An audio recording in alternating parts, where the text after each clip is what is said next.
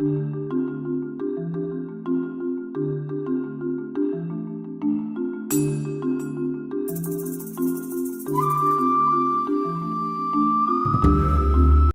and welcome to this week's market update. This isn't our usual venue, but hey, bear with us. Anyway, Switch it up here and there, you know. come on. We're traders. That's true. That's all we do. But anyway, let's get into it. We walk you through stocks, currencies, commodities, and cryptocurrencies. JSC headline. What a week it has been from the law perspective. Stein off. Oh yeah. I mean, it continues to make headlines. It continues to make headlines for all the wrong reasons, unfortunately. On Friday afternoon, reports indicated that Crystal Vice investment vehicle Titan Group has instituted a 59 Rand billion claim against IHO.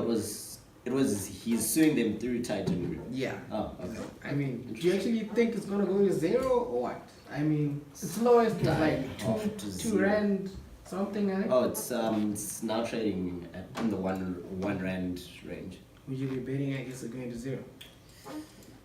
I'm not sure, as in I haven't actually looked at the numbers, but from the whispers I hear on Steinhoff, it is going to zero. Most analysts think it's going to zero, but we'll wait and see.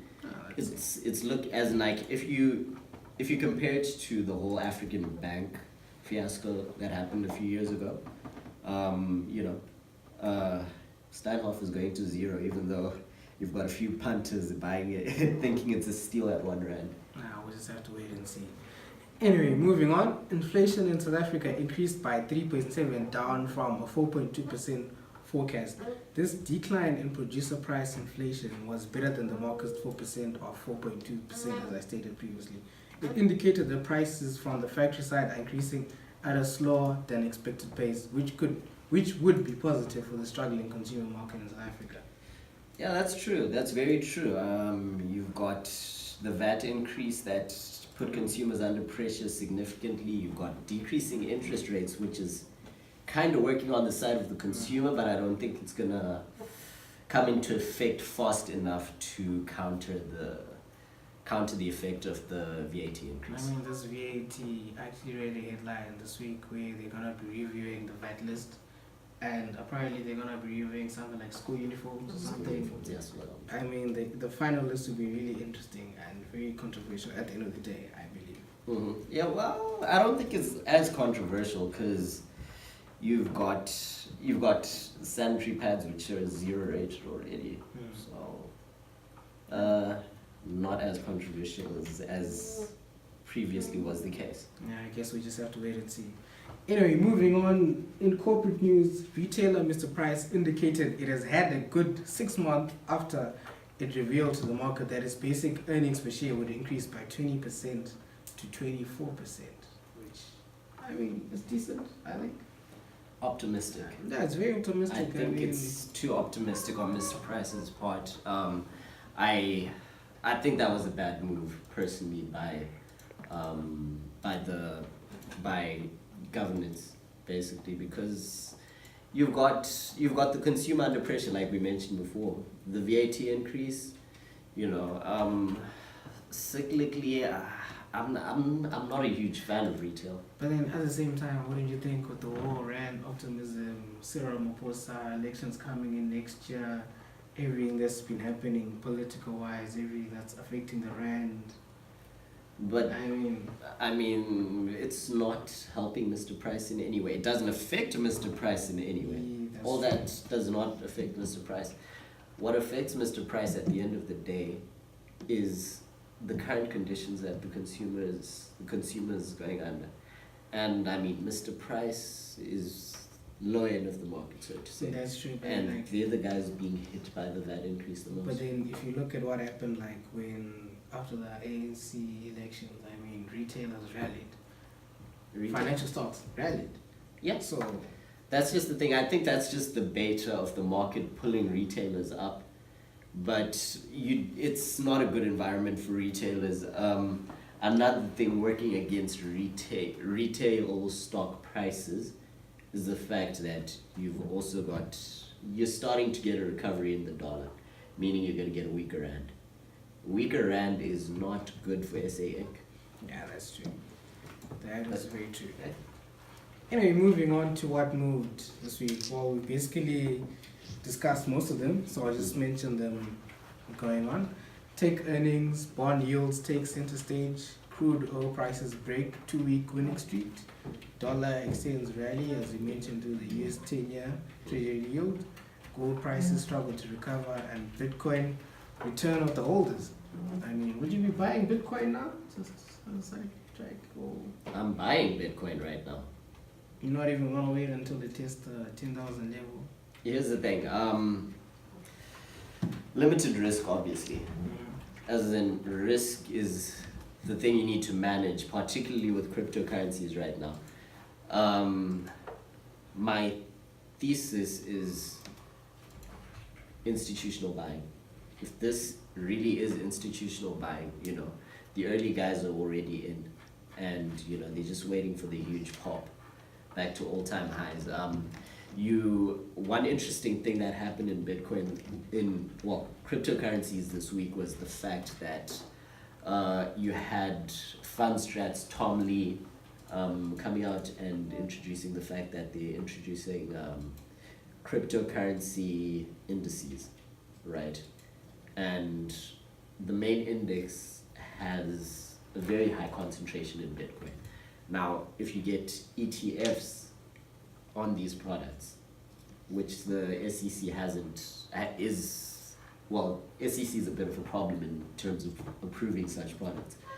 But if you get any type of investment product from anywhere in the world, whereby you have a cryptocurrency bucket, that should rise all boats, particularly the ones in the index. So it's a good development. I'm extremely bullish on cryptocurrencies, speculatively, of course. These things are not an investment, which is one thing that a lot of investors have been getting wrong. Cryptocurrencies are not an investment. They don't give you any cash flow whatsoever. So, exactly.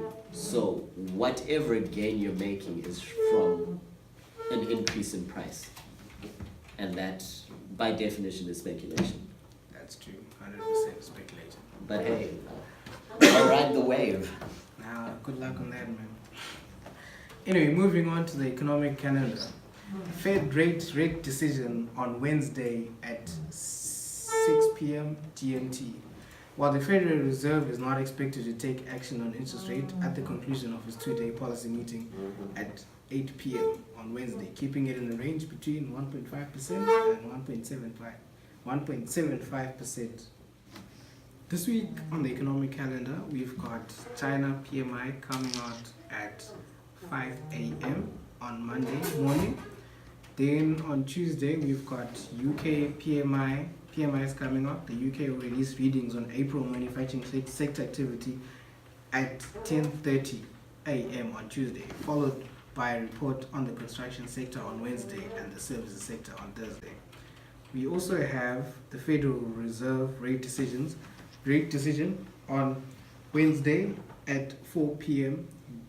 GMT plus 2, and we expect the Federal Reserve is not expected to take action on interest rates at the conclusion of its two-day policy meeting, and is expected to keep it in a range between 1.5% and 1.75%. We also have Eurozone flash inflation, and the Eurozone will publish flash inflation figures for April at 11 p.m. on Thursday, which are likely to lend support to the European Central Bank decisions not to rush stimulus withdrawal. We also have the US jobs report, which is due on Friday. Jobs Friday. At 2:30 p.m. and will be watched more for what it says about wages and hiring. And finally, we have Apple. Apple highlights another busy week of earnings on Wall Street. More than 1/5 of the S&P 500 companies release earnings, with most of the focusing on tech bellwether Apple, due after Tuesday's closing bell. An interesting fact about the iPhone maker stock has been slammed in recent weeks due to worries over slowing phone sales, and is now down more than 4% for the year and more than 10% from its all-time high. Oh, Apple's definitely one I'm going to be watching on Monday. Definitely a market mover. Especially with the Dow. Last time I checked, it was had about a 4% influence on the Dow. I mean, last time the moves were just really influential on the Dow. They really drove the Dow. Yeah, that's true. That's very true. But let's move on to our trade idea for the week. I'm really happy about the last one. We had the pound against the US dollar, which was, of course, a winner. Very tragic to say the least. Tragic. It was a winner. The pound. Yeah, it hit the target and then came straight back down. 300 Like triggered it was the a target, magical then hit. came back down. No. Remember, I got into the trade right before the market update. Right. By the time I woke up the next morning, I'd made money. That's good. It's true. But let's move on to this week's trade idea.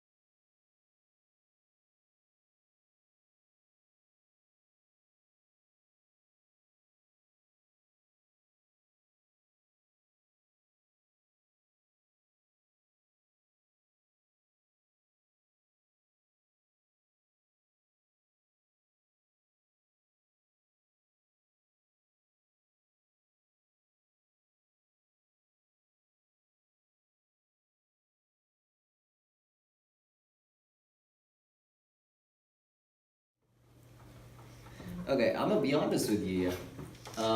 In terms of the trade idea, I am bullish dollar and medium term. As for the short term, the way that chart's looking, the way I see it, as for this week's trade, I think that setup is either going to break up or down. Personally, I think it's either going to break up right now, so you probably won't get triggered on the order. Or if you do get triggered on the order, my personal opinion is that it'll break down. Definitely. I get But hey, I'm just basing it looking at the dollar index chart. I mean, it's due a pullback.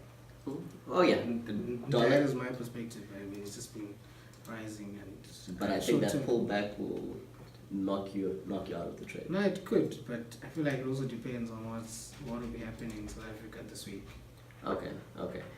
I guess with South Africa, you can definitely bet And I on mean, political noise. That is true, especially what was happening last week with the whole mining strikes. I'm sorry, not mining strikes, the whole worker strikes and basically. Okay, what we is haven't happening. seen the end of that. Yeah, I see. don't think. So that's what I feel like.